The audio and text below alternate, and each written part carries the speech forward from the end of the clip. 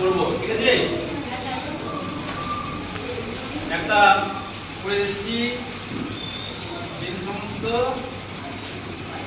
5/7, তাই তো? সবাই বুঝতে পারছো হাতের রেখা? আচ্ছা, এটাকে আমরা কি করব বলো তো, কিভাবে করব বলো তো একদম?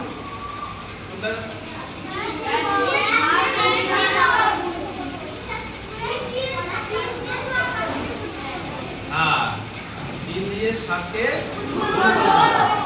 তাহলে একবারে যদি আমরা গুণ করি কি হবে? 3 7 21। আর উপরে যে লব আছে, উপরে লব কত আছে? 5। তাহলে যেটা গুণফল হলো তার সঙ্গে উপরে লবটা যোগ হবে। তাহলে 3 7 21, 21 আর 5 কত হচ্ছে? 26। নিচে 8। এই উপরটাকে কি বলে? লব। আর নিচেরটাকে বলে হর। ঠিক আছে? বুঝে গেল? এভাবে করবে।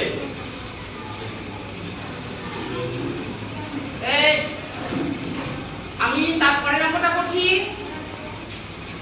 বুঝতে পারছো? যদি হাতে লেখা অসুবিধা হয় বলবে, ঠিক আছে?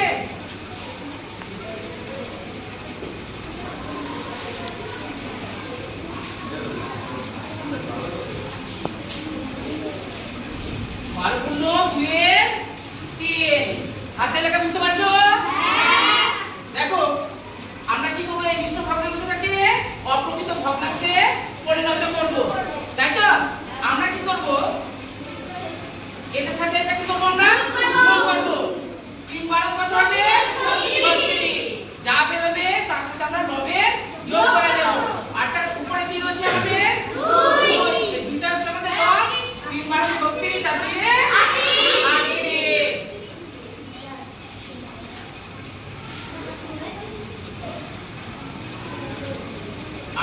38। কারো বুঝতে অসুবিধা বাবা? এখানে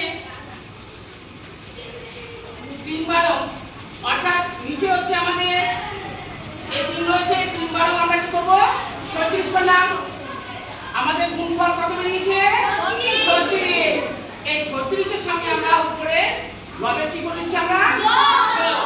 অর্থাৎ 2, এই 2 এর আমরা যোগ করে দিচ্ছি, তাই তো? আর